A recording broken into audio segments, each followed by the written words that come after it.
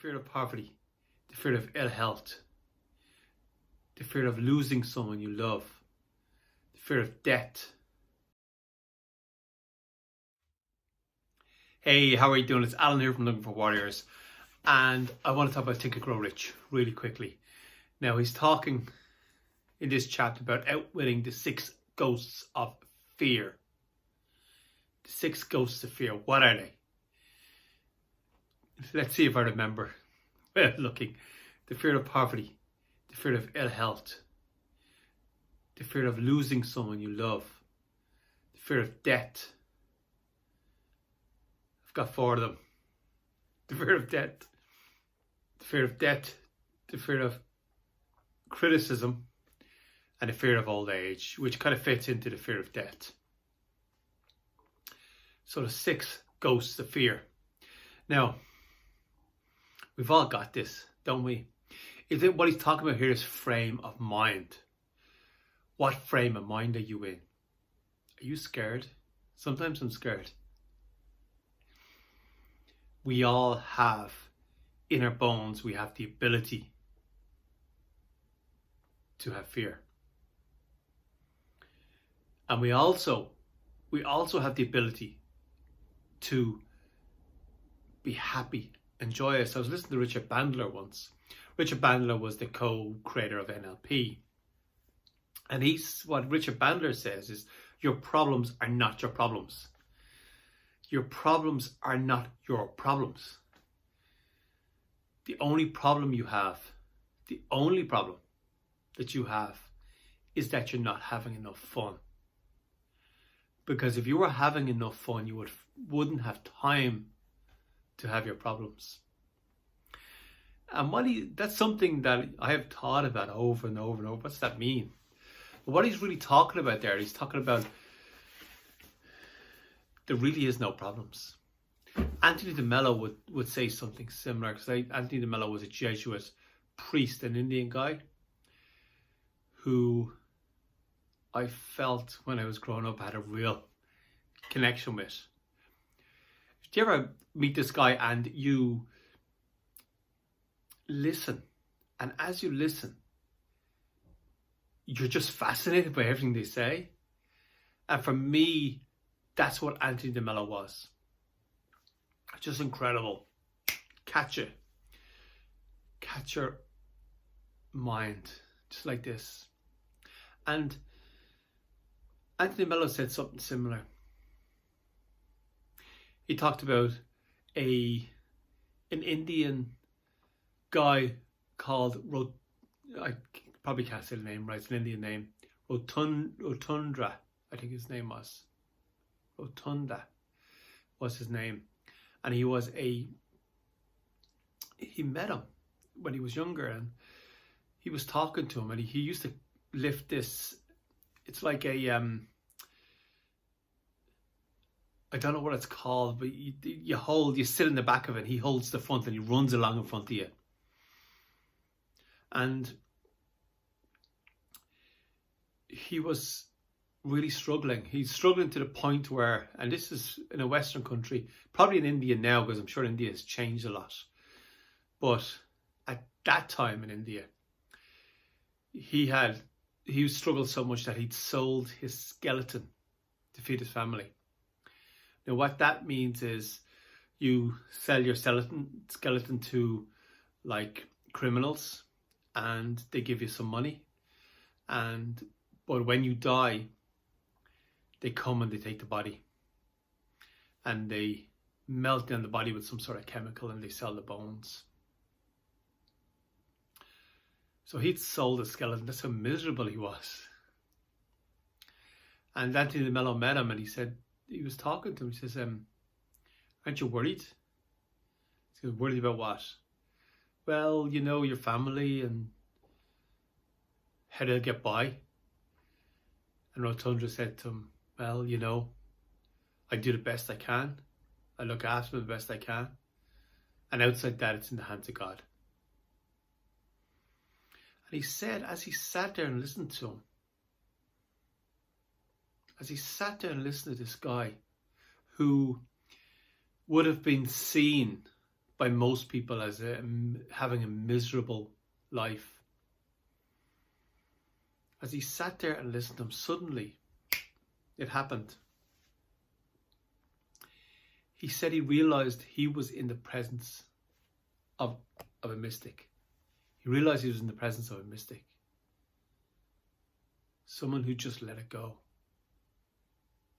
Someone who had no fear. No fear. Someone who'd sold their skeleton and had zero fear. And he said that moment he realized he was in the presence of a mystic, and it changed his life to the point where he became a Jesuit priest and spent the rest of his life trying to teach other people what that guy taught him that day. Now, my understanding was that he just talked to this guy for a little while and went away and never saw him again.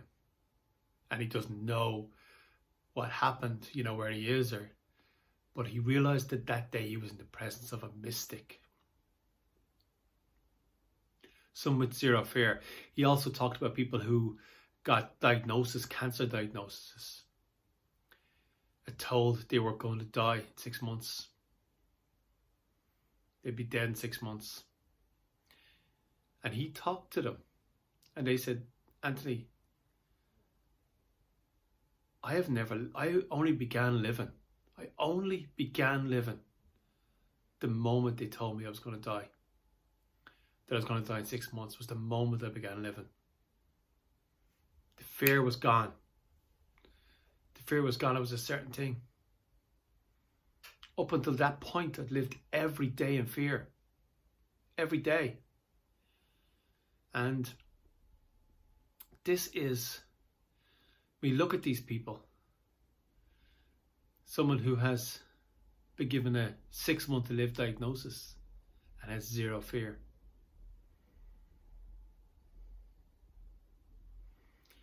Someone that has what looks like a miserable life in India and has zero fear.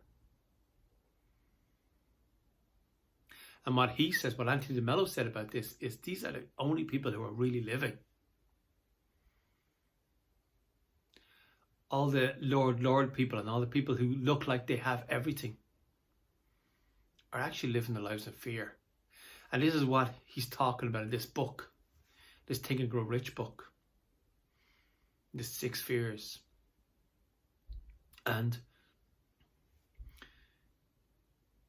the fear of poverty, the fear of death, the fear of old age, the fear of criticism. Don't we all live a little bit with the fear of criticism? Don't we feel it in our bones a bit? And I'm talking about me. I'm not this mystic Indian guy.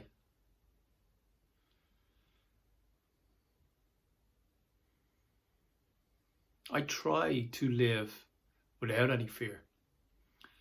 But doesn't the fear just get into you sometimes? And in this book, this Think and Grow Rich book, what he's saying is the fear is just a state of mind. It's just a state of mind. It's not real.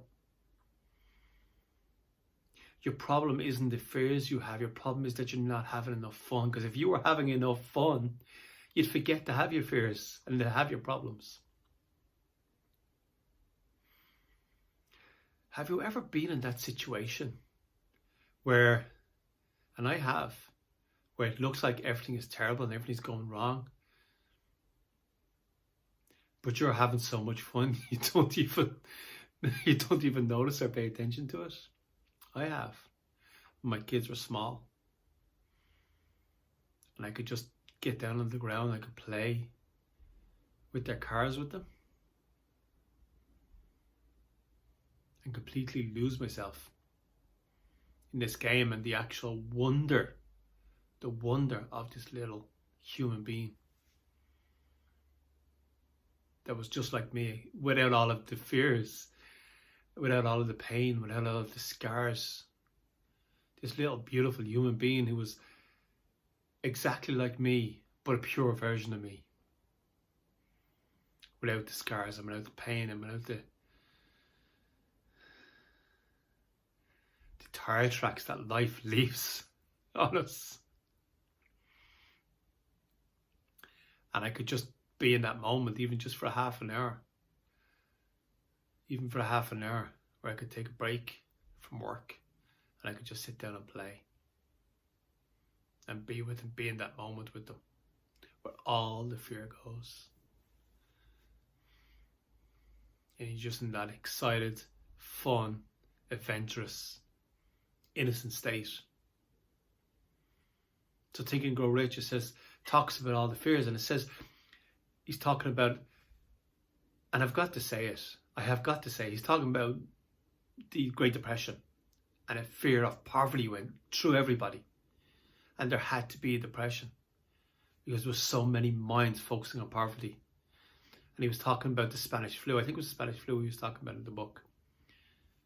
And how the fear of ill health just went through everybody.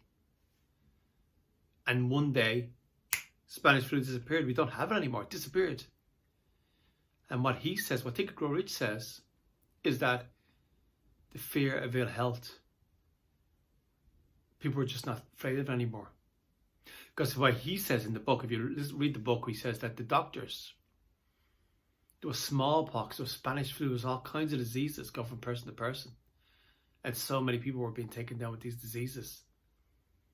But the doctors who saw person after person after person, and I'm going to say this, I don't think this is in the book, but I'm going to say the priests who were given last rites mostly weren't taken down. They didn't have to keep replacing doctors every 6 months because they all died. Because they didn't have the same fear. They weren't feeling the same fear. And I'm worried about saying this because we're not allowed to say this on YouTube, but I can't say that without mentioning the Rona that we all have now. And there's a fear of ill health that's going through everybody right now. And will it one day disappear, just like the Spanish flu did? A poof, out of nowhere, gone. So we have these fears that run through people. And there is no fear. There's actually no fear. Your only problem is that you're not having enough fun. Because if you were having enough fun, you had deep enough connections with other people, you'd forget to have your fear. But we can't have fun now, can we not? I certainly can't. We're all locked up. So Think and Grow Rich talks about the 5 basic fears. And what he's talking about really is, the 6 basic fears. But what he's talking about is that these aren't real. None of these fears are real. And if you're creating whatever you're creating in your life, if you're making something, if you're making amazing relationships, if you're making incredible businesses, if you're creating beautiful things, if you're putting beautiful things out in the world, these are the 6 basic fears that will slow you down. And you have got to let them drain out of your body and replace them with excitement and fun and connection. Human connection. So remember the 6 basic fears. Fear of poverty. Fear of it. Let's see if I remember them. Fear of poverty. Fear of ill health. Fear of criticism. By the way, if you want to put a comment in and criticize me, please do. Fact check me. Maybe I'm completely wrong. So I'm going to not be afraid of criticism. If you put in a comment, I'd appreciate that. Fear of criticism, fear of old age, fear of ill health. We're all very, very aware of the fear of ill health right now. And the fear of poverty. And we all get these at times. These come into our life at times. You feel them in your bones. And what he's saying in this book is it's slowing you down. Slowing you down. You can do what you want anyway. But these fears are going to slow you down. And block you from where you're supposed to be going. So let them fall. Drop them. And remember that guy who was given a 6-month diagnosis. That he's got cancer, he's going to die in 6 months. I remember that Indian guy who carried the cart for people to sit in and run in front of it. No fear. No fear. And then you look at me in a Western country, comfortable, warm in the when it's cold, and cool when it's hot, with food, with bags of food that I can bring to my house at any moment, and real comfort. And we still have the fear. We still feel the fear in our bones. So it's important that we can let that go and move on without it. This has been Alan here from Look for Warriors, talking about Think and Grow Rich and the six basic fears that slow you down.